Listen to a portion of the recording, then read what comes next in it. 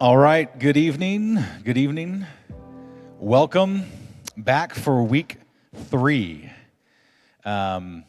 This is really exciting. I love the energy. By the way, sorry, in case you weren't here last week, my name is Joey Ryder, and pastor ministries here at Austin Ridge Bible Church, oversee our adult ministry team and get the privilege of leading our equip team, which is amazing. People always ask, do you teach? And I said, no, there are far better men and women who do that here in this place for a volunteer, which is just amazing.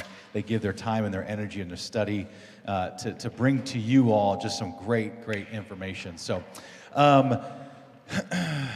it's really neat to see the energy last week in the class, and we're so grateful for your involvement and the way in which you engage the questions.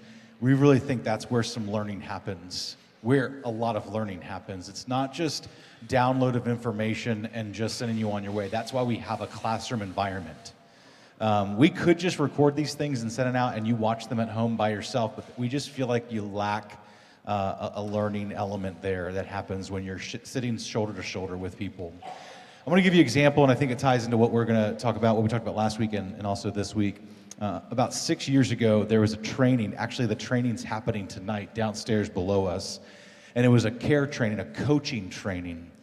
And we had to read this book. And the book about coaching was just telling people how coaching somebody interpersonally, professionally, spiritually, coaching somebody's different than mentoring or even directing somebody. Coaching is curiosity.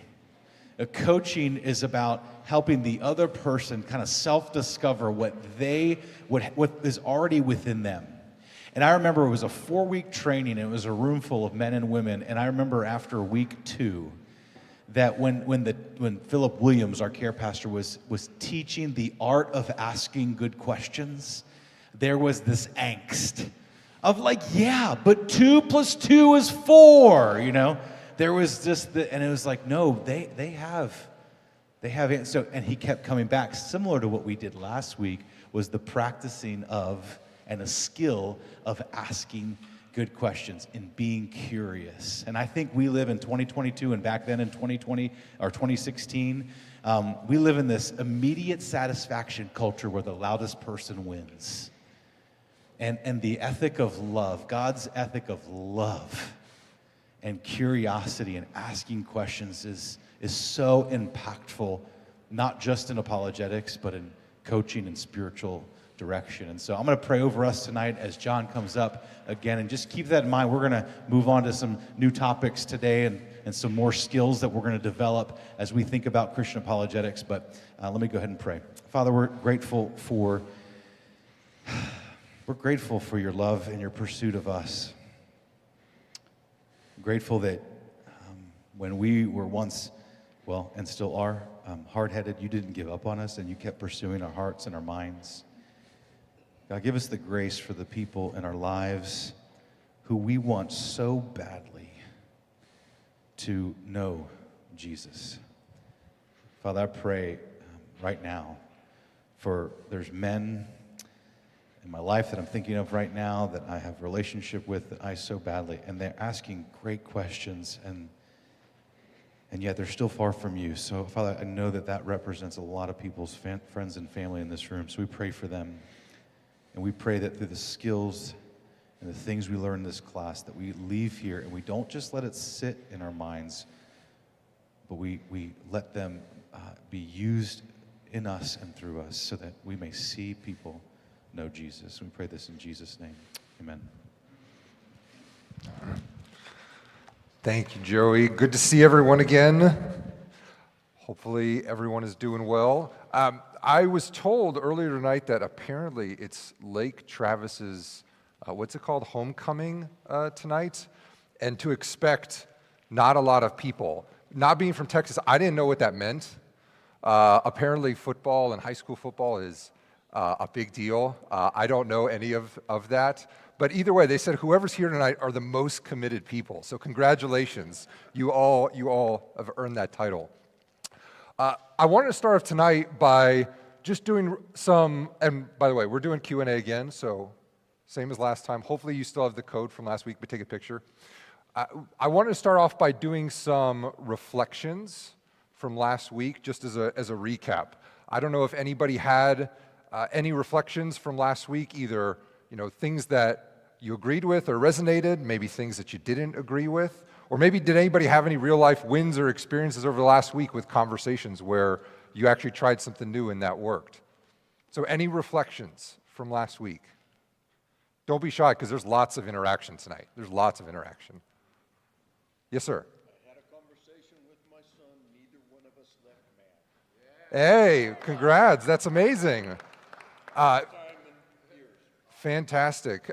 For those of you who didn't hear, you had a conversation with his son. No one left angry, which is amazing. Does that usually happen, that someone gets upset? I just have been afraid to go there. So. Okay. All right. How'd that feel? Good. Yeah. His girlfriend was there too, so it's got.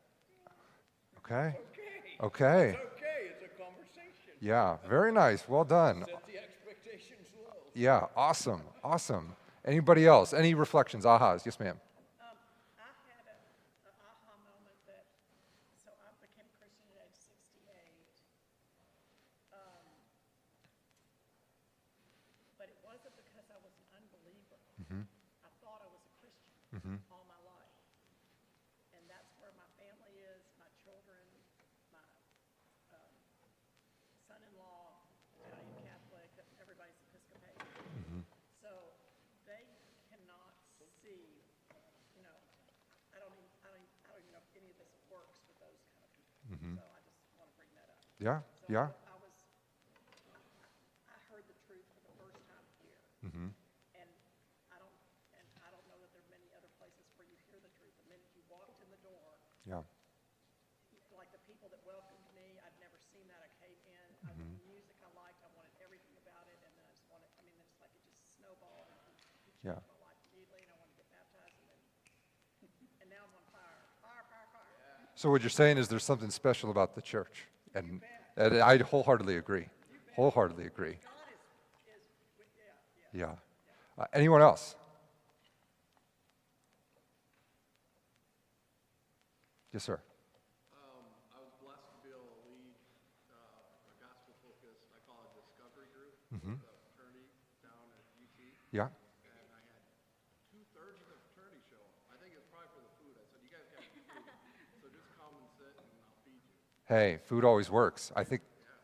So I'm still on a high about that, because none of them were believers. They all said, Yeah. get to God in my own good works. I'm like, Yeah. okay, let's talk about it. Did you feel like you were able to have, good conversations with them over? Nice. Nice. Those who are afraid of God's plan and see, Yeah. you want a God that makes, God does all these rules that maybe it'll work out, or a God that tells you exactly how you can get into heaven. Yeah. That's amazing. But it's crazy. There are eyes are just wide open. Yeah. Yeah. There was a hand back there. I didn't. Yes, ma'am.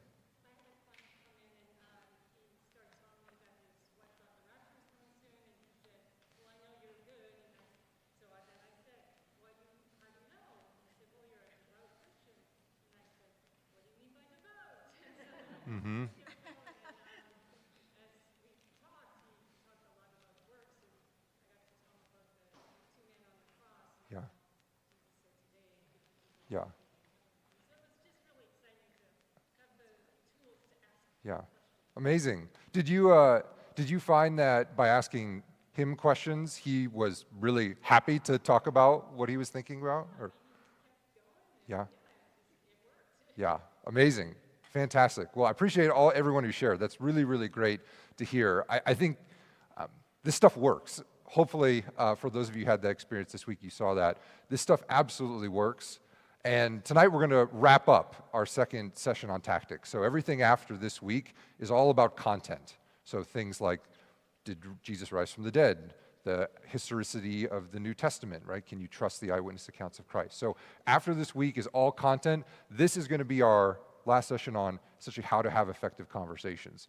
And last week, as we talked about, we covered only the first step, and I know there was a lot of interest, and we talked about maybe some of the other steps, but that's what we're going to do tonight.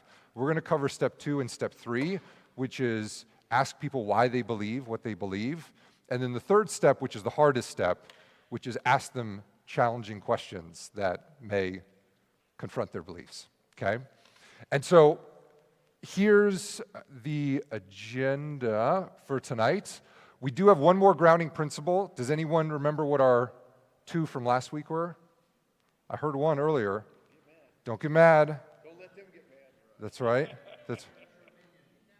That's right. Don't give your opinion. Ask questions.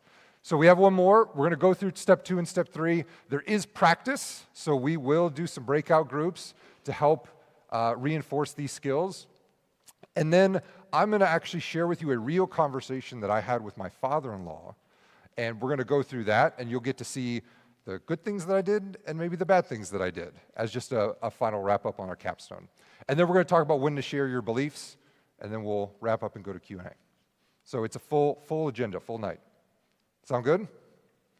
All right, let's dive in. So tonight's grounding principle is do not try to prove someone wrong. Now, you may be surprised at this one because you may say, well, I thought that was the whole point of why we're here.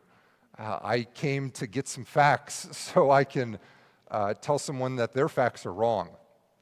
And I think this grounding principle, unlike last week's, requires a bit of maybe convincing. So I want to give you 3 reasons to try to convince you why trying to prove someone wrong in a spiritual conversation is a really bad idea. I think number 1 is that most of the time people's beliefs are set in stone. If you look at the data, really life-transforming beliefs after the age of 35 almost never occur. And when they do occur, they're a result of like traumatic life events, typically. And so depending on who you're talking to, it's very, very likely that their beliefs are pretty set in stone, and the idea that you're just somehow going to be you're going to argue your way into having them change their meaning in life is very challenging. The second is, when you ever try to prove someone wrong, typically it's tit for tat. People get defensive. And I know myself, like my wife has had me dead to rights in an argument. I'm like, no, that's not right. Here's some other facts. And you just keep going, And I think that's not what we want to do. We want to have meaningful conversations with people that are authentic about very vulnerable things, about what they actually believe. And getting in and raising people's defensive postures is typically very, very ineffective at, again, having those conversations. And then the last, and you can thank the internet age for this, which is everyone's got their own set of facts. You can go to the internet to probably confirm almost any belief you have today because there's some web page with some authoritative-looking fact that you could reference to support your belief. And so when they have a completely different worldview as you, if you're there with your 10 facts, they might not even believe that those are credible facts. It's like, I have a family member, I won't say which, but I have a family member, if ever I share with her a fact, her response is that from Fox News? And then if it is, it's just not credible. She just doesn't believe it at all. And so hopefully this convinces you, or at least gives you something to think about. Like I shared about last week, we're not here to win. We're here for the relationship and for the conversation. We're not here to them have a question, we have an answer, they have a question, and lob things back and forth to try to win.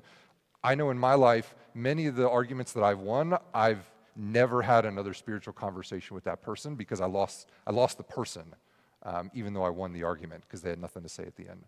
So that's tonight's grounding principle. Hopefully I've convinced you, but happy to take more questions about that at the end. All right, so let's dive in to our step 2, which is ask people why they believe it. I would say if you go back to our first principle from last week, asking people what do they mean, just getting clear on what someone believes, this step is, I think, just as easy with practice as the first step. These are I would say, combine 2 of the easiest steps that you can apply, that all you have to do is just practice, and you will get really, really good at this very, very quickly. Ask people what they mean, to get clear on what they believe, and then just ask them why they believe it. It's that easy. I think it's the third step that's a bit more challenging. But let's talk about number 2. And I mentioned this again last week. When you ask someone why they believe something, I often find that there's just not a whole lot of grounding behind their beliefs. Very rarely have I encountered someone and I say, well, why do you believe that? And they're like, oh, that's a great answer. That's a great question. I've actually put a lot of thought into this. I've got 5 points here on why I hold these values, and here they are, 1, 2, 3, 4, 5. Yeah, what do you want to know? Like I've rarely, if ever, encountered that. Usually when you dig a little deeper, you scratch the surface, it's an article they read, it's a show that they watched, it's a book that maybe they read. And I don't mean to minimize that, but very, very quickly, if you scratch the surface of why people believe some things, it can quickly fall apart. It can quickly fall apart. And I think this is important because, one, and I think I talk about this in the next slide, we don't want to belittle people, even if their beliefs are fairly shallow, and we have to be very, very careful and cautious about how we treat those beliefs when they provide those reasons. The other is that I often feel, and maybe you've seen this, is that people believe that we have to like shoulder the burden of proof as Christians, where someone says, God doesn't exist, why does he exist? Prove it to me. And somehow now the burden of proof is on us versus, hey, well, you prove to me that God doesn't exist, or the alternative. And so there's really an important distinction. And I think there's a need, there needs to be a fair balancing of who shoulders the burden of proof in these conversations. And that's when, again, if you immediately go to try to clarify what they mean and what they believe, and then you ask them why they believe it, you don't get into this battle over who has to shoulder the burden of proof, because you're immediately asking them about their beliefs, and then you're immediately asking them to essentially explain how they arrived at those beliefs. I'd be very, very cautious. We talked a lot last week about like people ask very direct questions. I'd be very, very cautious for someone who just says something and says, prove me wrong. That doesn't strike me as a conversation or relationship. That strikes me as a win or lose argument. And again, I don't think that puts us in a great position, and it's likely not to lead to the outcome that at least we would hope for.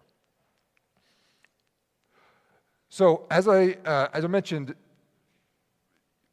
do not make someone feel belittled for their evidence for why they believe what they believe. I'll share an example with my father-in-law where he expresses, I think, a belief that really has no basis for anything, and how you treat that really can either kill or extend a conversation. And so it's really, really important to remember that.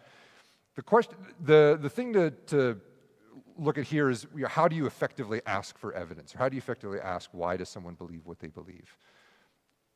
You can do this poorly, you can do this very effectively, and so here's some suggestions. You can always ask about what are their sources, where did they find this information, how did they arrive at these conclusions. If you're trying to ask about, do they actually believe it's true for like everyone or just true for them, you can ask, hey, does this apply to everyone?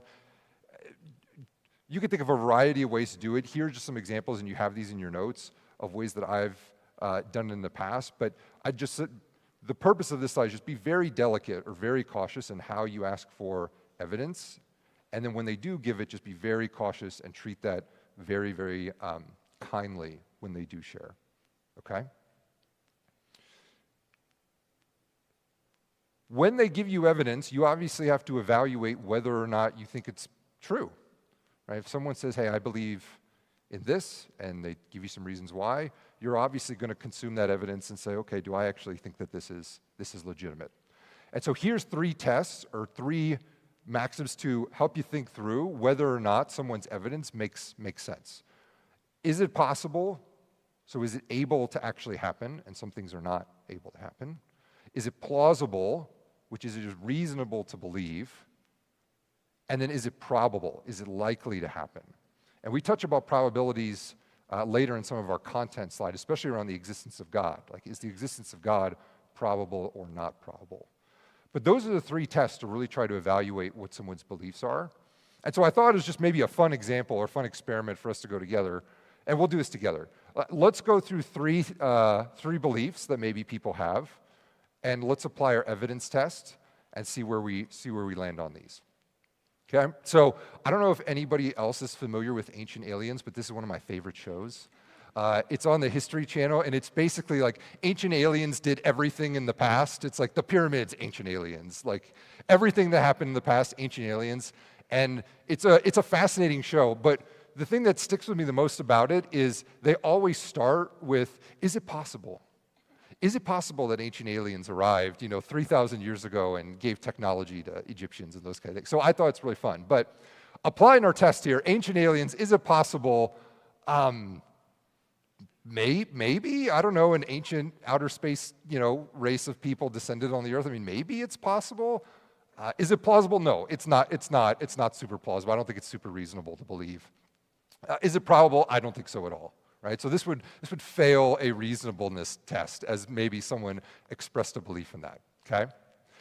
Monkeys riding Hamlet. I don't know if you guys have heard of this, but this is actually used in a lot of existence of God arguments, where basically the argument is if you give random chance enough time, amazing things will happen.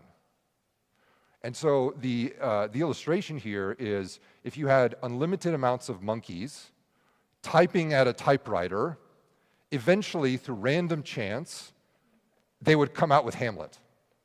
And this is a real thing that people genuinely believe. And so just applying our test to this, is it possible? I mean, sure, yeah, it's probably mathematically possible, even if very, very slim chance. Is it plausible? No. Is it probable? No. Like, the probability of this is like 1 in a trillion chances, so it's very impossible. So this would fail. Infinite universe hypothesis. I think we will cover this in our existence of God. For those of you who aren't familiar with this, this is the idea that's supported by a lot of scientists, where there's this universe or infinite universe engine where it just pops up universes over and over and over for all of infinity. And the result of that is, of course, by random chance, of course the Earth exists. So why not? Why wouldn't it exist? Because there's all these infinite universes, and so it makes sense that one of them would support life and support people, and that's how we got here. So it's a very similar argument to the monkeys riding Hamlet. But again, is it possible? Sure. Is it plausible? I don't think so. Is it probable? No. These all failed the probability test. Here's the spicy one, evolution. So we're just going up the chain here. So if you're applying our class test to this, the question is like, well, what do you mean by evolution? Right? Because for those of you who are probably more educated in this than I am, there's micro and macro evolution, which are completely different things. But let's say we're talking about the macro evolution, where it's, we evolved from, a butterfly after millions of years. Is it possible? Sure. Plausible? Not really. Probable? Not really either. So that is just a fun example on how you could apply some of these tests when people provide you evidence. And so hopefully we're ready to practice, okay? This is practice. And so we're actually going to take a few minutes here to practice on both the first and second step. Yes, sir? Before we move on to that, Yeah. this evidence test that you kind of went through, is Yeah. that something you typically go through on your own while you're thinking about what they're saying? Or do you literally ask them? Oh, great question. Thank you for asking. So that is what I'm just going through in my mind. I'm not applying this to them. What you'll see, if you remember back to the first week, we talked about why does this three-step process work. It works because the person that you're speaking to has a view of reality, and then you compare that to essentially Jesus' view or the biblical view of reality, and that results in gaps and differences. And when you apply these types of evidence tests in your mind, this helps you spot or identify gaps and differences that you can then leverage to apply step 3 and asking them questions. So thank you for clarifying. I appreciate that. So here's what we're going to do. So we're going to practice both step 1 and step 2 on getting clear on what someone believes and then asking why they believe it, asking for evidence. And so here's the exercise. You have 2 statements there. First one is, it doesn't matter what you believe as long as you're sincere. And then the second one is, the Bible is full of contradictions. Your job, and you can do this as a group or individually, is what is the question that you would ask to get clear on what they mean by that statement.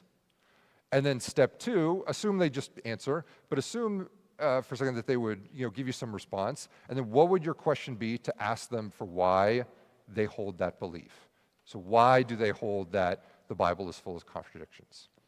And I think you've got some blanks in your notes for you to write down your question. Are we ready? We're gonna succeed. We're gonna do this. Okay. All right. Go. We'll get back in a few minutes, and we'll share and we'll talk about it.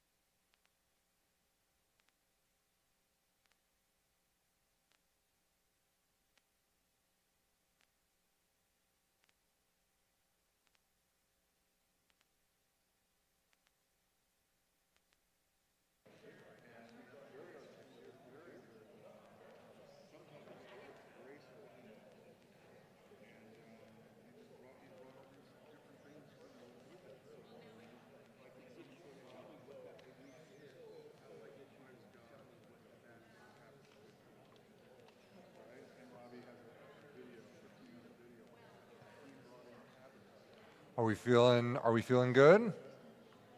Are we ready to regroup? No, I'm seeing no. All right, let's do like 2 more minutes.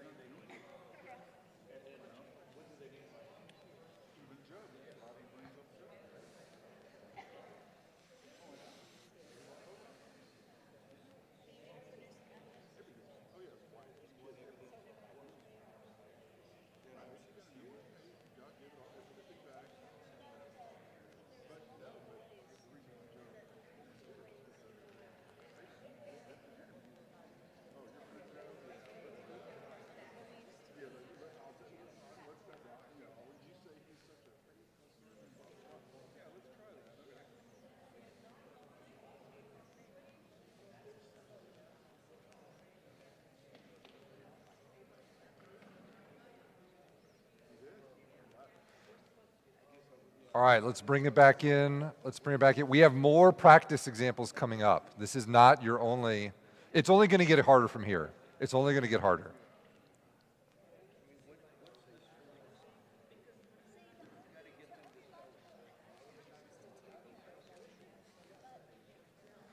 All right, are we ready? All right. Who wants to share? Who wants to take a risk? Who wants to share? What'd you have? All right, so let's go with our first one. It doesn't matter what you believe as long as you're sincere. Who wants to give their step 1 and step 2? All right, they're in the back. Yes, ma'am. Step 1 was why do you think that? Is that okay? And then what'd you have for step 2? How can you be sure? Okay, all right. All right, fantastic. Thank you. Anyone else? Yes, ma'am. What do you mean by sincere? Okay, that's a great one. That's a fantastic one. And then can you give me, second one would be, can you give me some examples of how that works in certain religions? Okay, all right. What was your thought on that second one? In terms of like, give me an example on religions. What was the idea? Some evidence of, as long as you're sincere. Mm-hmm. It isn't the best question because it doesn't pinpoint it down Yeah. as much as it should. Yeah. Yeah, I mean, there it seemed like you brought in the idea of like other religions, which that's not mentioned here. So maybe just keeping it contained to, why, how did you arrive at that belief or something like that? Like, how'd you get to that conclusion? Anyone else? Yes, sir. So what's your definition? Do you have a definition for truth? Is there a truth with a capital T, or does everyone have their own truth? Yeah. Now, notice you're making an assumption that what they mean by sincere is truth, right? That's an assumption.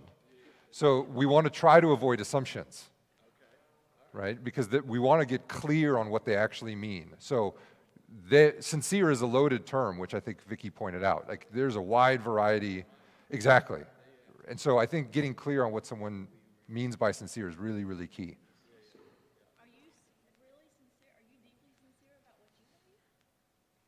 What do you mean by sincere? You flip this. That's the point. All right, who else? Oh, and sorry, what was your step 2? Did you have a step 2? Ask for evidence.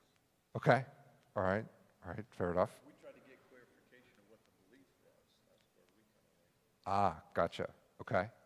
Anybody else? Yes, sir.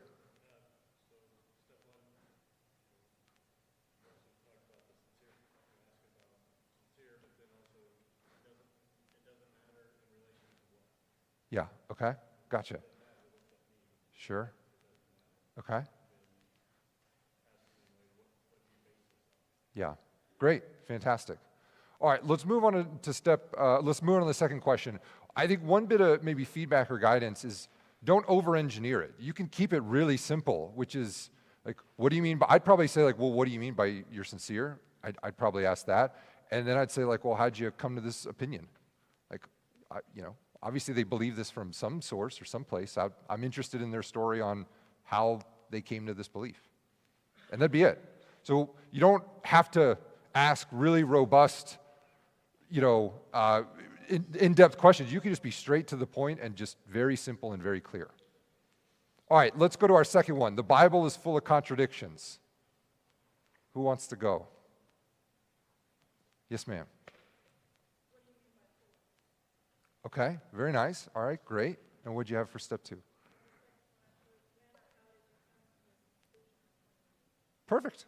That's great. She said, how did you come to this point of view? That was for step 2. Anyone else? You can ask, point me out a contradiction. Right? Well, that could come. Okay, you said there's contradiction. Where's the evidence? So, here's a Bible. Show me some. Well, so if you asked me, the Bible is full of if you told me the Bible's full of contradictions, and my response is, well, show me one. That's kind of combative, potentially. Well, you're making that statement and you're making a claim, right? You're making that claim. Well, it's our responsibility to guide the conversation in a positive way. It's not their responsibility. They might yell, scream, and be real ugly, but it's our responsibility to navigate that effectively. If you ask, what are your, you say get clear, what contradiction, what's your basis on contradiction? Mm-hmm. Right? They'll come back to something. Yeah. And then that's, saying ask for evidence. Well, I'm asking you guys right now. I'm asking you guys. Any other examples? Yes, sir.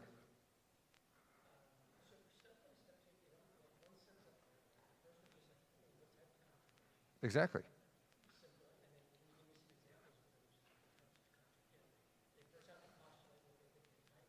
Mm-hmm. Sure. Great.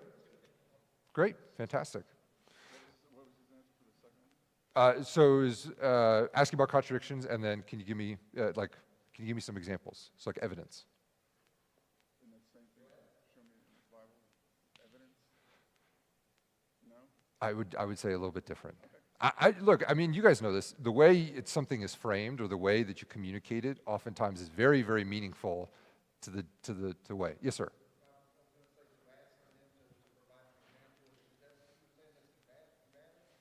If your response to the Bible is full of contradictions and the immediate response is, show me one, that could be combative. But if you say, hey, the Bible's full of contradictions, they say, oh, that's interesting. Like, what did you mean by contradictions? And they're like, well, I think that there's all sorts of places in the Bible where the times are off and the things are off, etc.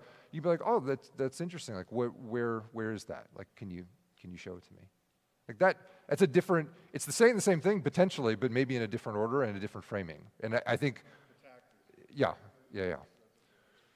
So I got to move us on because we've got way more examples to come through, and I want to make sure we get through them all. But hopefully you're feeling comfortable and more confident in this. It's the first 2 steps. Again, you can get really, really effective just the more and more you practice and the more and more you engage. And if this is all you ever did, you would actually have just great conversations with people. Like, even if we didn't cover step 3, if you just were interested in genuinely what people believed and asked them why they believe it, you'd have fantastic conversations with folks. Now, obviously, we want to convert people to Jesus, which we're going to get to next. But either way, I think these are great best practices for almost any conversation, especially the ones with high stakes, strong emotions, differing opinions. Okay?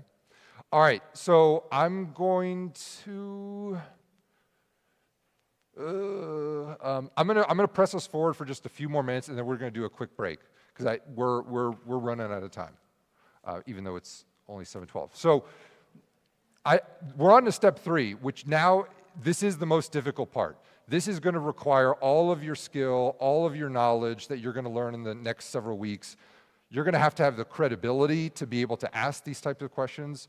If you remember from last week, what makes you spiritually influential, right? They got to be willing to listen to you. Like this is where it all comes together. And ultimately, it's, again, what they believe compared to what Jesus believes or the biblical view of reality. That results in differences. You've got to be able to notice those differences as you're having conversations with people, and then ask really good questions that's going to challenge their beliefs that they have. This is tricky, but we're going to practice and it's going to be good. I want to acknowledge, like, this is where it can get awkward. I don't know if you've ever had a conversation with someone and they ask you something and you have no idea what to say next. And it can get really awkward and the conversation can kind of stall out. That's okay. We're going to help you improve doing that, okay? And then the last thing is, remember, do not give your opinion. Just ask questions. Just keep asking questions. We're going to talk about when to give your opinion a bit later, but the ideal time to give your point of view is after you do this third step. So I know we're all eager to share how Jesus has saved us and how everyone needs him, but do not give your opinion. Continue to ask questions, okay? So this is an example that's in your book. I'll skip over for the sake of time. I think the bottom line is this: focus on the typical response, right? If I get a question like, why is Jesus the only way to God? Typically that's where I'm like, oh, well, you need Jesus and he died for your sins and like you need to know him and like come to church with me and all those types of, we're extremely eager because we want to love and save people, and that's typically not super effective, okay? And so we're trying to unlearn, or at least to learn different ways of approaching those kind of conversations, okay? So now let's do another example, okay? So here's the conversation. The Bible is a myth because it has miracles in it. And you say, having gone through this class and know what to say next, you say, why does that mean the Bible is a myth? So why, just because the Bible has miracles in it, means that it's a myth? So you're getting clear. Your person responds, well, because miracles don't happen. And again, you, having gone to this class and knowing exactly how to do step 2, you say, well, how do you know that miracles don't happen? And that person responds, because science says so. Let's break for a few minutes. What is your next question? That's it. All right, let's take a few minutes. And it has to be a question. It's not a statement. It's a question. So what is your question? When you compare those two realities, what is your next question? All right? And we'll come back in a couple minutes and talk about it.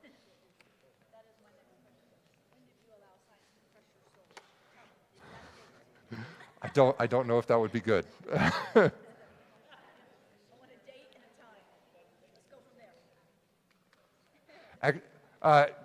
there. Team, let's do this. We're going to take like 7 minutes for this whole first question. And so in here, if you want to take a break, or continue to work on this. But we will reconvene and talk through this example at 7:22. So that gives you plenty of time to hopefully work through this example, talk it, and then if you need a bio break or anything, please do that as well. Does that sound okay? So 7:22 on the clock. We'll be back to go through this.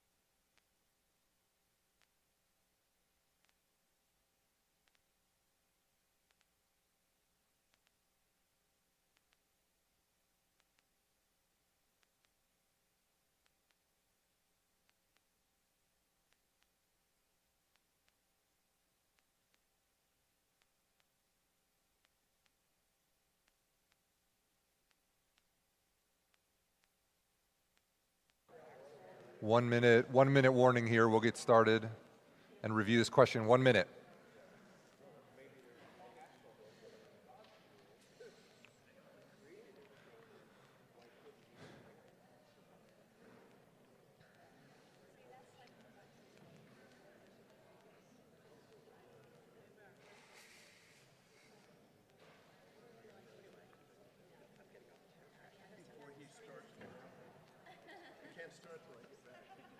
Well, I'm starting. All right, are we ready to get started? I said 7:22, so it's now 7:22. Yeah, there's a clock back there, I can see it. All right, who wants to share their question? What would you ask next? Who wants to share? Yes, sir.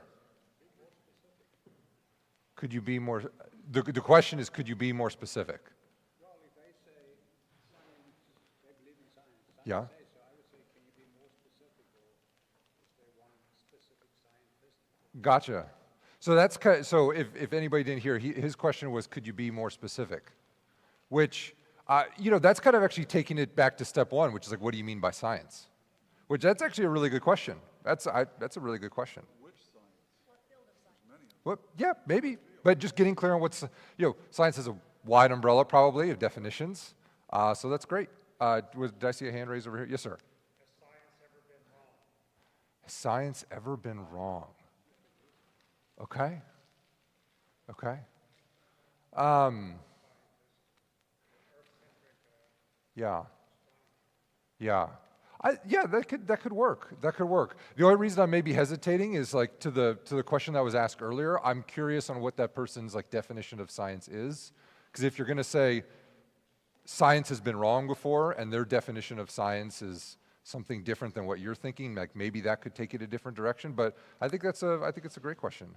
Yes, ma'am. I just asked a different version of that, which was, you believe everything science says. Now that sounds kind of combative, maybe. That sounds kind of combative. Do you believe in everything science says? And some people do. Some people do. Yes, sir. Say, what scientific evidence disproves it? Okay, great. That's a great specific question. Fantastic. Yes, sir. Did I see a hand back? Yes, sir.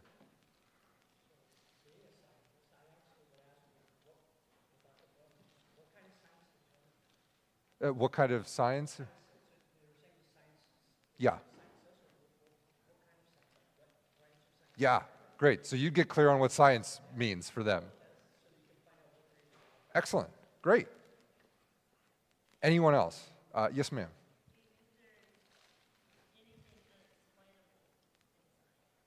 Oh, interesting. Okay. Do you think there's anything unexplainable in science? And I know there's a lot of unexplainable stuff in science, or at least I think there is. So that's a great question. That's a fantastic question. Here's what I've got. And by the way, I don't have an answer. I have places I would take the conversation. So as you saw here, there's a wide variety of potential questions that are actually really, really good. There's no one right answer. Hopefully you've seen that throughout the class. There's no one defined, like, simple answer that you have to give every time. It really depends on how the conversation's going, and it also depends on like what you know, what your personal knowledge is. We have some people who are scientists, and so they have a lot of knowledge to be able to ask really important questions. And, I'm not a scientist. Maybe some of you aren't scientists. You don't have to become a scientist, right? You can ask other types of questions. And so here's different versions of questions that I would think about potentially asking, which is, I know that science can't disprove miracles because science, at least my understanding of the scientific definition, is an observable, repeatable process. And so if it's not observable and repeatable and can't be recreated to be tested, like you can't, really validate that. And a miracle by definition is a singular, I think, miraculous event that's not repeatable. So it seems to me like there's a definitional problem there where science really couldn't disprove miracles at all. There's the existence of God. If God exists, why can't miracles be possible? He's God. What would prevent God from actually having miracles. So depending on what their view is if God exists, I would maybe talk about how that's incompatible. If you believe in God, you should be able to believe that miracles could be possible. You could ask more clarifying questions. Like, let's say you're stuck and you really don't know. You could just say, why is this question important to you? Like, why does this matter? Like, let's get to the heart of it. Why are you even talking to me about the Bible being full of contradictions? Like, why are you even bringing this up? Or you could just challenge the premise of the question, which is there's lots of non-miracle parts of the Bible. In fact, our faith is not, well, it's based on one miracle, which is Jesus rising from the dead. But other than that, like, our faith is based on the person of Jesus, not necessarily every miraculous event reported in the Bible. And so why would you throw away all of the, overwhelming facts about Jesus, his life and death, his resurrection, just because maybe you're skeptical of a miracle that's reported in the Old Testament somewhere, right? That's a question you could ask. So hopefully you get the idea, which is there's a wide spectrum of questions that you can ask. All are valid, all are good. The point is to continue to ask questions, to poke at that statement that they're making, and continue the conversation from there and see where it takes you, okay? I see people taking pictures with their phones. Is this because it's not in the notes? Oh, this should be in the notes. Is it in the back? Is it in the very back?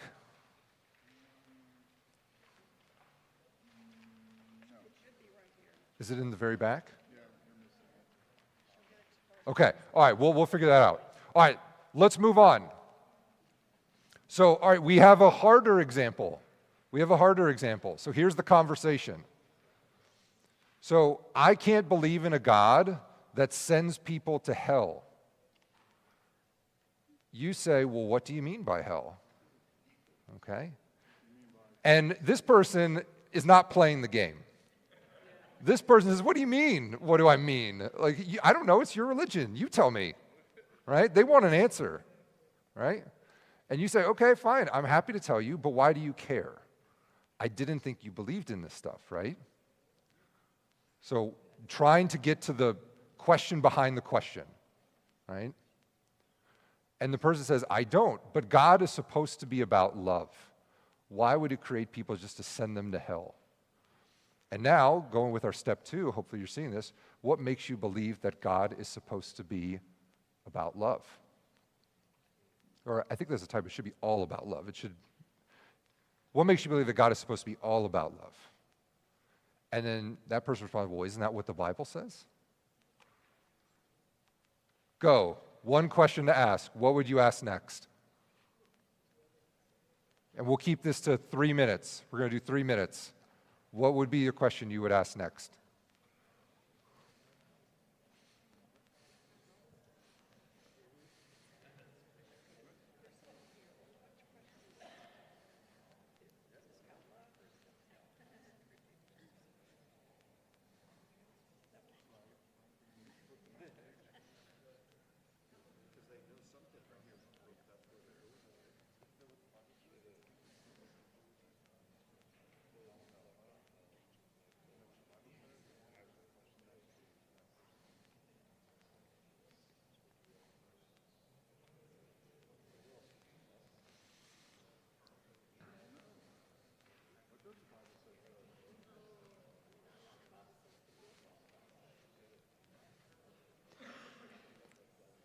All right, it's kind of quiet.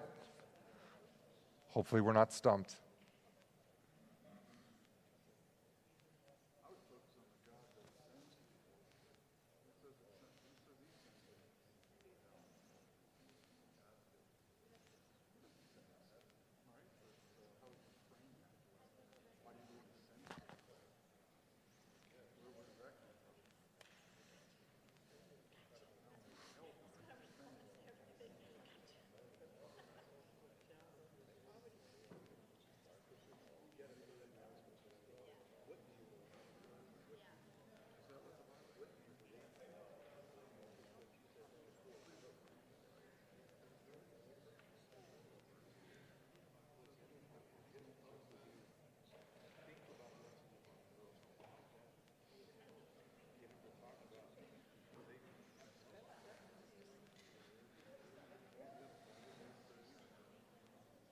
All right, let's bring it in. What do we got? What do we got? Who wants to share their questions? Yes, ma'am. Share your question. Okay. Her question was, where did you learn or believe or hear that God is supposed to be about love? Okay. Okay, great. Yes, ma'am. I think that this conversation is really loaded. Okay, all right. It's a loaded conversation. I feel like I would work backwards, Okay, and I would start by getting some understanding of what they mean by love and what love is to them, okay. and then work backwards. Great. So if you didn't hear, she said, go maybe backwards to more definitions. So what do they mean by love when they say the word love? Great. Awesome. Yes, sir.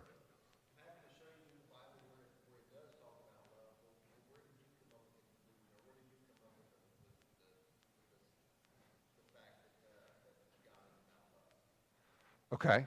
So your question is, sorry, what was that one more time? What was it?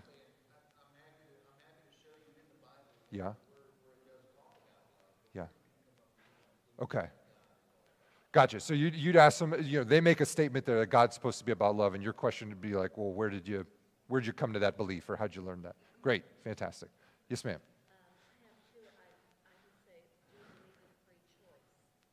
Oh, interesting. Okay. Why would you ask about that?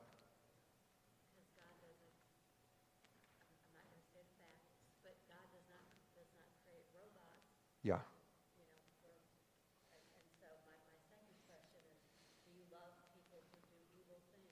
Oh, okay. Okay. Interesting. Okay. That's very deep. That's very deep. Yeah, you're going several layers down there. Very good. Well, because and I'm totally assuming this, which is you're not supposed to assume, but I assume, one of the reasons about hell is that people have free will, and so people have to freely choose to love and then freely choose to not love, right? And so I don't know if that's where you were going, but if you were, yeah, that's great. One more, and then we got to move on. Yes, sir.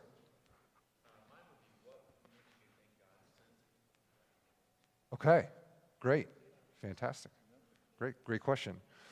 Notice almost all these questions continue the conversation. It continues to allow them to talk about how they're thinking and how they're believing, which is great, which is exactly what you want to do. Here's what I had. I only had a few things here, which is, as we all know, that love is not the only attribute of God. It's a really important one, but there's other things like justice, for example, righting of wrongs, and you'll see that in my example with my father-in-law in a bit. And so I'd be interested, it seems if God is supposed to be all about love, is that his only side? Is he one-dimensional? I'd be interested in kind of what their view is on that and trying to explore that a bit more. I'd get a definition of love, right? That's a great way to actually get clear on what they mean by that, because that can have a wide variety of definitions. And then nobody touched on this, at least on the examples, but they did throw in that, why does God create people to send them to hell? If I didn't have anything to say about the love piece, maybe I was stumped. I'd try to dig in on that one and say, well, you said this, tell me what you mean by that, and kind of start the process over and see where that takes us. So hopefully you see what we're doing. We're picking up pieces of what they've said. We're trying to get clear. We're trying to dig in. We're trying to understand. And we're trying to gently ask questions to try to uncover differences. Okay? So lastly, on step 3, you do have to know when to disengage. There are some people who you will encounter who are not wanting to have a conversation. They just want to go back and forth.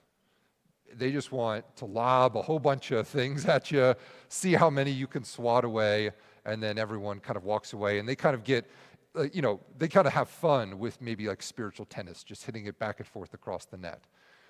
I would really not engage in those conversations. They're not productive. They can harm relationships potentially. Like if you have someone in your life who does that to you, I would just not engage. And one of the big reasons in those conversations, their minds are already made up. and not made up in the sense they already have a set amount of beliefs, but they're like antagonistically, like their mind is made up, and they're just kind of poking you to get a rise or try to do those types of things. You know, I think one of the toughest things that I see is that if you are able to have these conversations effectively, you will eventually talk to people and they have no escape, and they're left with no real defense for why they believe what they believe, and they'll still just say, well, I don't want to believe it. And this goes to what Brad said, I think, maybe it's like 3 weeks ago in sermon, where it's about like, who do you say I am about Jesus? Like, who do you believe Jesus is? And it's like, well, some people just don't want Jesus to be true because they know of the implications that has for their life and how they need to live. And there are people like that. You could give them all the facts, all the reasons, all the questions, and they're not going to want to believe. And, you know, and like that's their choice. That's their choice. And so my call or encouragement to you is, if you find yourself in a conversation that's just a heated back and forth, like, try to disengage and don't do it. Could you diffuse it by just going someplace like, you've obviously thought a lot about this, right? I mean, kind of challenge why they're wanting to play. If you can diffuse, great, right? If it ever starts getting heated, you can say, hey, I noticed this conversation is getting heated. Like, can you like, why is this happening? Like, what's going on? And try to diffuse it. But if you can't, typically those aren't good things to kind of stick with and grind it out in the moment.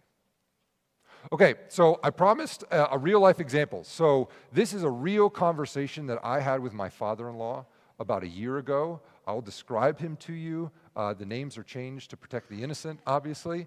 But you'll get to see all the good parts and the bad parts, but I thought it'd be useful to at least show you an example of, from my own life. And I recorded this example, or I documented this example. It was literally like almost to the T last year when I was doing this class where I had this conversation with them. So this is not, there's not enough time for this to have become myth or legend. This was recorded within 24 hours of the event, and so it is highly accurate in terms of its eyewitness account, which that is an apologetics joke that you will get later when you talk about the historicity of the New Testament. So let me give you a breakdown of who my father-in-law is. So he's retired. He's in his early 70s.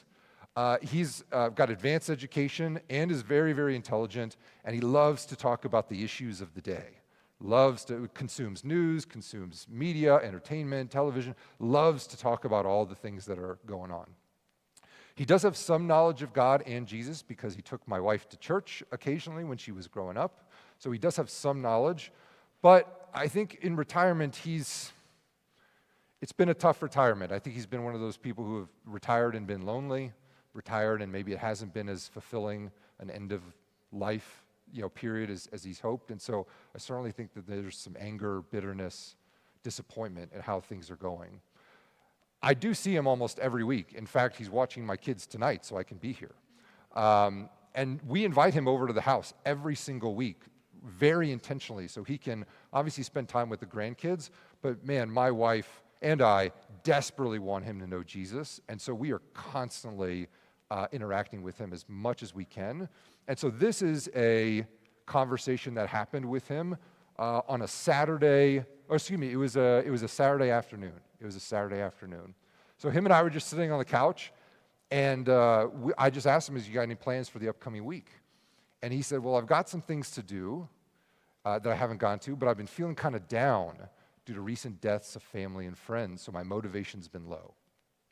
Now, I don't know about you, but I'm constantly looking for ways to have a spiritual conversation. And if someone's going to talk about death, man, I'm going to try to find a way in to have that spiritual conversation. And so this is me being proactive to try to have a conversation. It's not me reacting to someone peppering me with questions. And I find that more often than not, I'm proactively having conversations with family, friends, coworkers. Very rarely do I have someone who's like peppering me with a bunch of stuff. And so most of my interactions are proactive. And so here's why I asked him to try to be proactive. I said, "Oh, do you have any reflections? Any deep thoughts?" That's it. Just, hey, any thoughts about your friends dying and your motivation being low? And here's what he said. He said, "Well, death comes to us all, and I know my time is quickly approaching. It's nearer now than it's ever been, It's becoming very real. He didn't give me much to go on there other than obviously it's becoming real. Wasn't sure how to fit Jesus into that. And so what I said is, that's true, death and taxes happens to all of us. Have you come to any conclusions about death?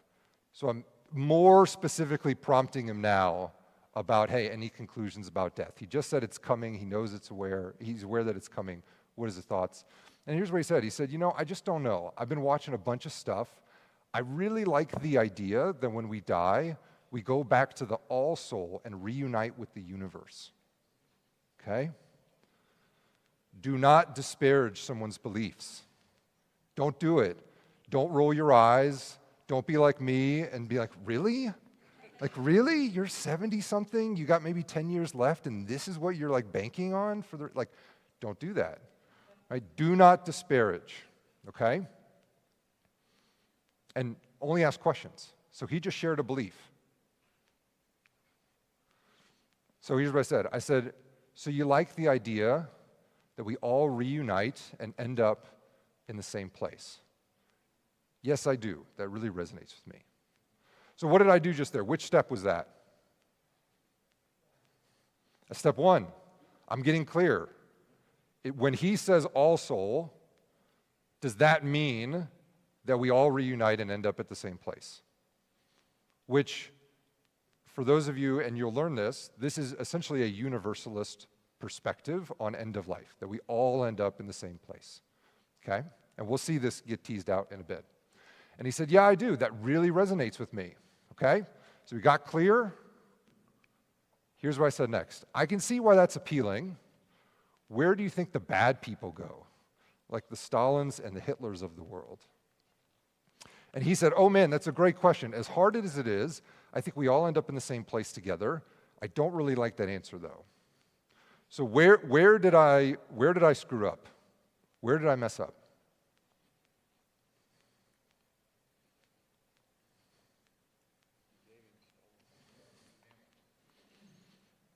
Did I ask him anything about, oh yes ma'am. Sure, okay.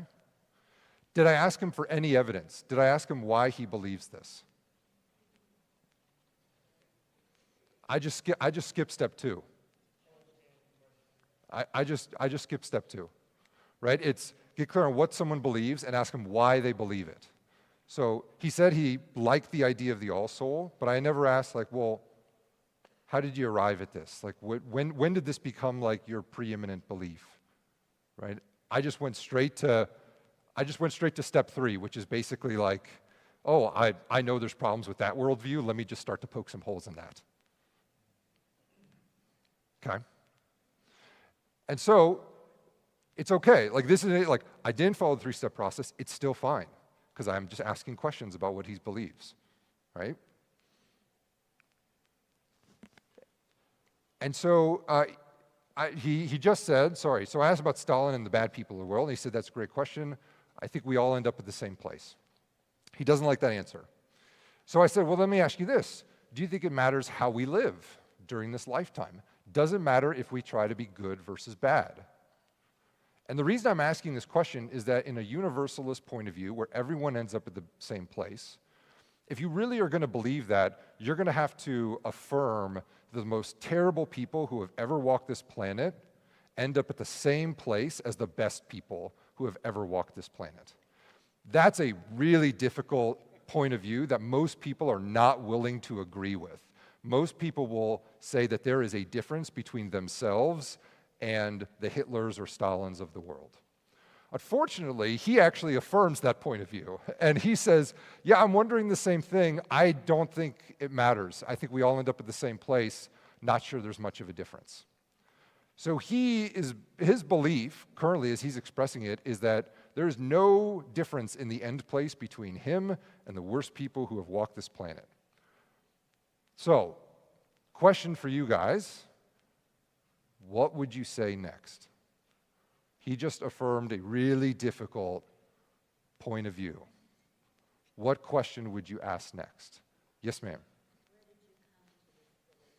Okay, great. You could go back to the step that I messed up on and ask him how he came to that belief. That's fantastic. That's a great answer. Yes, ma'am. No? All right, never mind. All right. Yes, sir.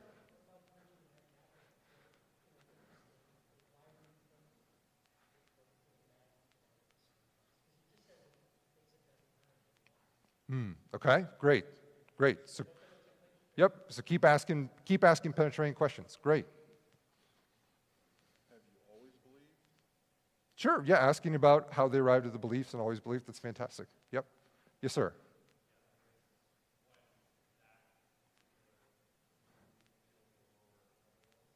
Okay, yeah, so what attracts you to this belief versus maybe other beliefs that are out there? Sure, that's a great question. So here's what I actually said. And again, this is recorded right after, so I'm not making this up. So here's what I said. I said, where does the idea of justice fit into this? Do you think our innate desire for justice is real? The reason I ask this is that if, quote unquote, the worst people in the history of humanity end up at the same place as me, you, or other wonderful people we know, that doesn't seem fair. It doesn't seem just. And one thing I know, especially about our culture today, is, man, do we care about justice? So that was a question. And so what he said is, that's a good point. Yes, we definitely desire justice, the righting of wrongs, revenge, etc. That falls into the whole morality bucket. And here's what I said next. I said, yeah, I have a hard time squaring that Hitler ends up in the same place as Mother Teresa. That seems wrong. That seems unjust. What do you think? And he said, yep, I agree. But where does that leave us? You know we have God, whoever he or she is. You have Jesus who can save you from your sins, and people have been using him as fire insurance for forever. There's so much to think about and consider. So where did I mess up? I messed up again. I did. I gave an opinion. I couldn't resist. I couldn't keep it in. Right? I feel like I was on Jeopardy, where it's like you have to answer with a question, and I'm like, well, here's my opinion. What do you think? You know, it just kind of ends with a question. Yes.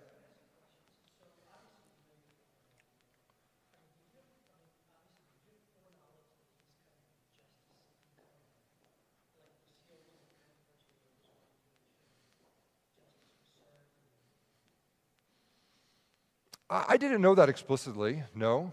But he's a good guy, so I assume that he cared about that. But yeah, no, there was no pre-knowledge about this.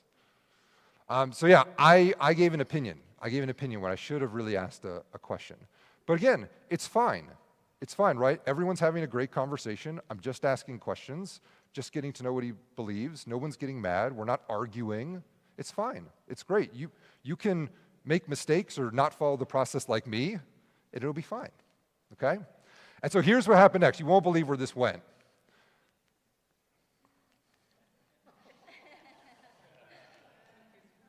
That's it. That's the end of the conversation. So just when it was getting good, and just when we had a conclusion, my kids walk in and the conversation's over.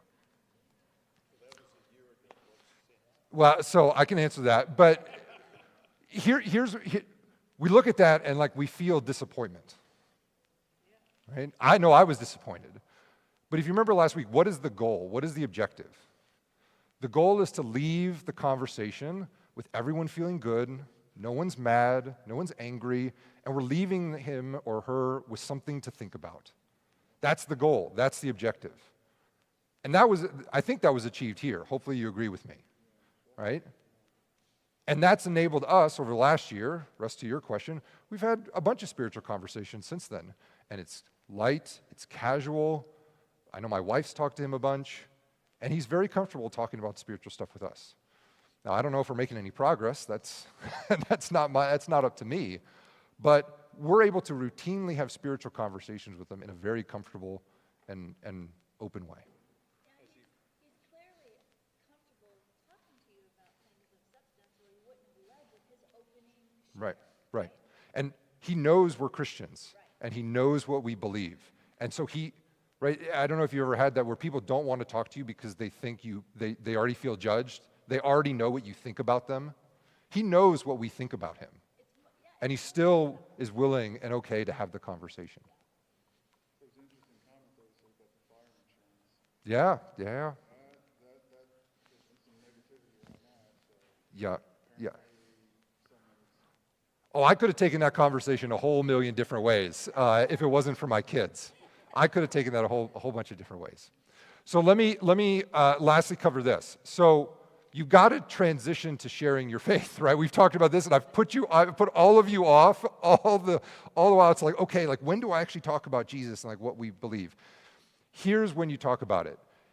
Typically, like if you go back to this example where he's like, there's so much to consider. This is the time to say, well, hey, have you thought, like, what do you think about Jesus? You mentioned him about fire insurance. Like, what do you believe there? And you actually turn it to Jesus and you actually explore that and you have meaningful conversations. The time or the thing that you're looking for is someone to say, well, what do you believe?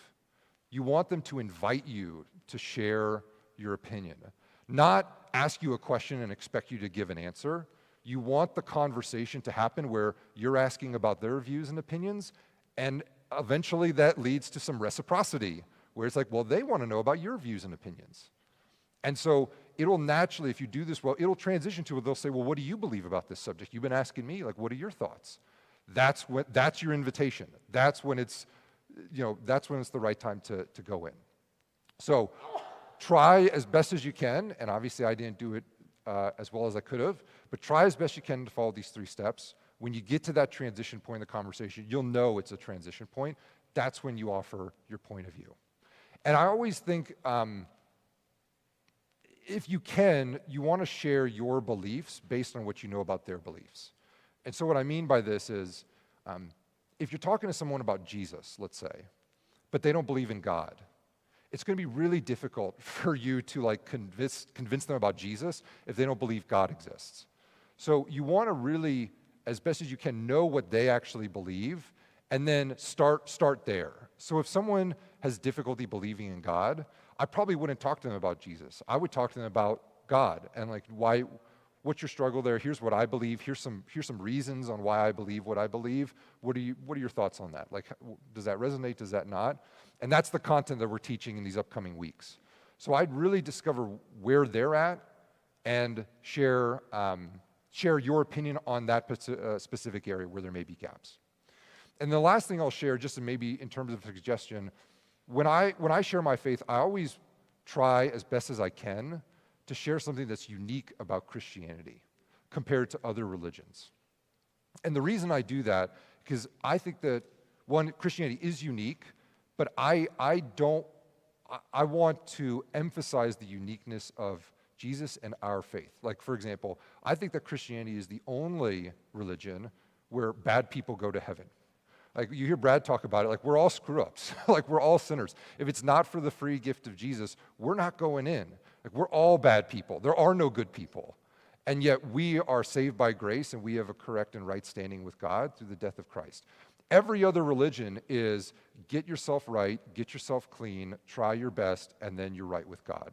We are the exact opposite. We're get right with God and then do your best because you love and appreciate the sacrifice and gift that he gave for you. Like, we are an incredibly unique faith, and so I always try to share something that's unique, that is not comparable at all across other faiths. In addition to sharing your own personal story, obviously that carries a whole bunch of impact. So there's the wrap up. I'm running out of time here, and so I'm going to skip the wrap up. I'll say this just really quickly as we transition to questions, because I think we have 10 minutes for questions, because I've gone over my time. You have the wrap up in your notes. Hopefully what I've convinced you of over the last 2 weeks is that this is a skill.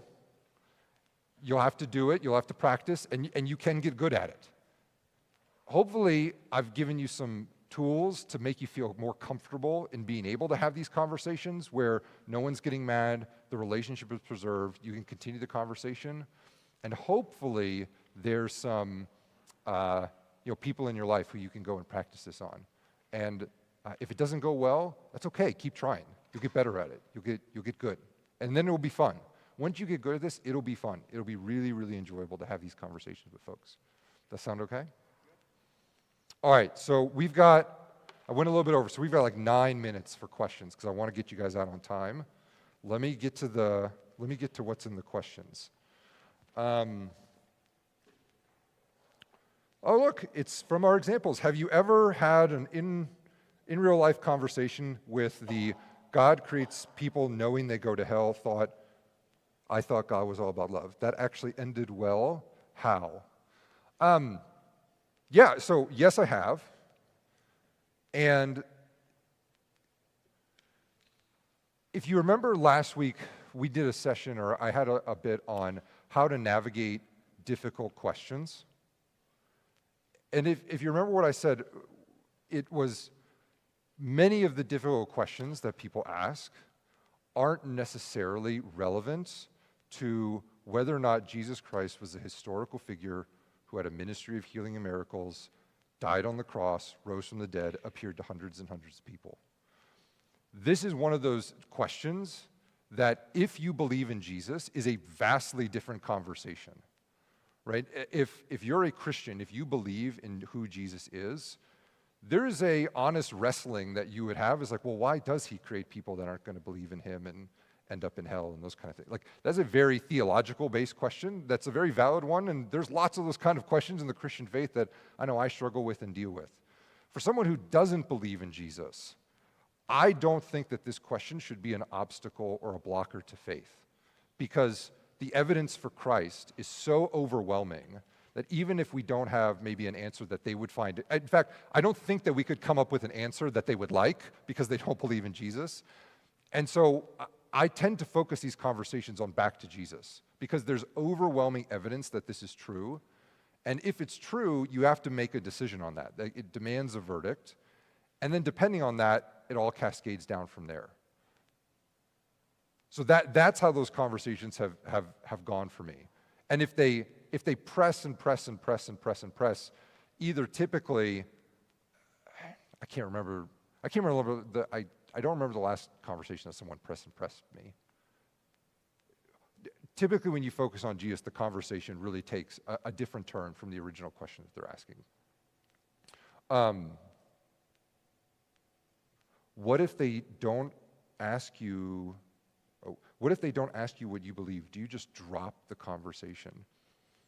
I mean, I would sure hope that they do. I mean, if it's a genuine conversation, like most conversions happen with friends and family. I would sure hope that if someone's really revealing personal, information about themselves and what they believe, like typically there's this natural social pull to reciprocity where they're going to say, okay, well, I've been talking a lot, like, what do you think? And if they don't ask, man, I don't know if I would volunteer it, right? Because, look, as we talked about before, the goal is to leave the conversation, leaving them something to think about. The goal is not to leave the conversation with us having shared the opinion. Like, if you look back to the conversation with my father-in-law, I didn't share Jesus. I didn't. The conversation ended. It was disrupted by, I didn't share Jesus. I didn't. The conversation ended. It was disrupted by my kids. We didn't get there. And I didn't circle back with him and say, hey, I was about to share my 3-point plan on Jesus, so like sit down and like listen to it.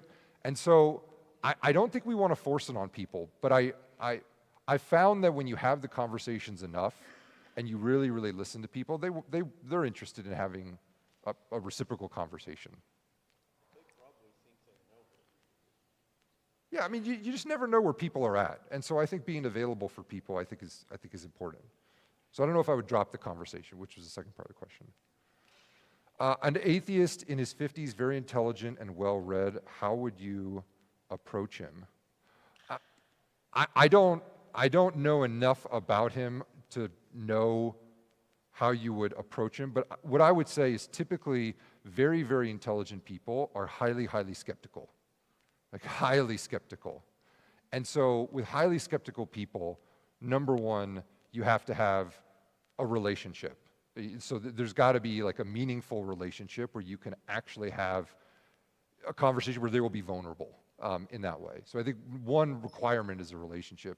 The second I found with intelligent people is that they do really well with a conversation and then share resources. So you have a good conversation, the interaction goes well. Hey, look, I know you're interested, or maybe you're asking about this. Here's a book I read, or here's an article I read recently. Take a look. talk to me if you want to. If you don't, fine, whatever, but just like share resources. And so that's where there's tons of fantastic apologetics content that's out there, especially for people who really want to get into like evidence-based stuff, which oftentimes, your engineers, your scientists will want to do. There's tons of great content, right? Case for Christ by Lee Strobel is probably one of the more classic versions of that. So there's lots of stuff out there, and so I would have great conversations, share resources, and let them kind of hopefully read those by themselves. And you'd be surprised. I've had people come back to me 6 months later and be like, oh, you know how you sent me that thing? I actually read it, and I've now been going to church. You never know what happens when people just by themselves consume information. This is the one and then, can you ask people how they grew up, spiritual background? Sure, of course. Yeah, why not? Yeah, I mean, the stuff that we've gone through in the last couple weeks is really about how to navigate, maybe questions that people are asking you or those spiritual conversations. But if you're at a place, I think Gary shared this in week 1, if you're at a place where you can ask someone about their story, and they're willing to share, that's great. That's fantastic. How would you respond if you were asked a direct question? So I think you saw some of that in the examples, and I mentioned this last week. I very rarely answer a direct question with a direct answer. Like, even if they press me, right? Like, I ask you a question, what's the answer? Like, you tell me, right? The person who says, like, this is your religion, you tell me. I want to know why they're asking the question. Like, why? If you don't believe any of this stuff, why are you even wasting your time just asking me this stuff? There's got to be a reason behind the question. And so that's what I always get to. And if someone just wants to know what the Bible says, they can Google it. So, I don't know. How do you reconcile your teaching with Proverbs 15:12? A scorner, is this King James? Is it King James? A scorner loveth not one that reproveth him, neither he will go I need a different translation. I'm sorry. I don't know this one. Yeah, I don't know this one. A scorner. I'll have to look it up. Actually, what? What do you mean by scorner? Yeah, tell me about what you mean by scorneth. All right, mockers. All right, here's a translation I can get it with. Mockers resent correction, so they avoid the wise. Proverbs 15:12. Mockers resent correction, so they avoid the wise. I'm not quite sure I'm answering this question well. I read this verse as basically people who don't want correction, they avoid people who are going to give them wise advice or wise counsel. Yeah. I think where this would apply, we talked about people who just don't want a Savior, don't want Jesus, and there are lots of people like that. And look, I think they're wrong, but at least if someone knows that the evidence is there and they just don't want it to be true because they don't want a Savior, they're actually making a very logical choice for them. And I respect their choice. I think it's a terrible choice. And obviously, I'll do everything I can to talk them out of it. But if someone says, yeah, your evidence is overwhelming, I get it, I don't have answers to the things that you're bringing to me, look, I just don't want it to be true. I want to get through my 20s and 30s and do what I want and live the way I want, and that's the way it's going to be. That's their choice, right? That's their choice. And that's the free will, right? That's free will. You have free will to love, and you have free will to not love. And then the last question, what are the 4 ingredients to being influential? Hopefully this is not a test, but I think it was knowledge, wisdom, character, and communication skills. And that should be on your notes from last week.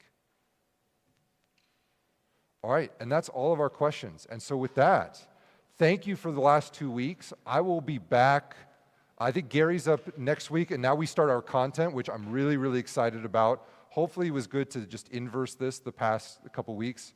I'll be back in week 7 for Existence of God, which will be super fun. We'll talk about evil and suffering and all of those difficult challenges and problems. But it's been fantastic and absolute pleasure the last couple of weeks. I'll turn it over to Sarah. Let's thank John for his wonderful teaching. I just want to wrap it up with a big thank you for John. And I just love the humility that it takes for us to unlearn those, I guess, the skills or the knowledge that we are eagerly wanting to share, and that we have to unlearn or unwind in order to be able to be effective, because our goal here is to be effective and not eager. And that takes a lot of, even though we're eager, there will be a point of that. And to that end, we are learning tactics right now, and we will, in this 8 weeks, get to the substance of the difficult questions of our faith, like faith in science, the historicity of the Bible, what else? All the resurrection of Jesus, the existence of God. We're going to touch on all of those things to fill in the blanks, but what John has done so effectively to teach us is the tactics, right? The outline, the parameters in which we can plug those facts in. So I encourage you to do your homework, and thank you for those examples in the homework that we could do here today, because I loved it. It was great to write something down and go, oh, nope, scratch that out, or that, oh, I got that right. So do your homework. You get more out of it when you come to class having done it, but we love that you're showing up. We're really happy that you're here. Is there anything else, Joey, that I've forgotten? No? Yeah, we'll see you next week. Thank you.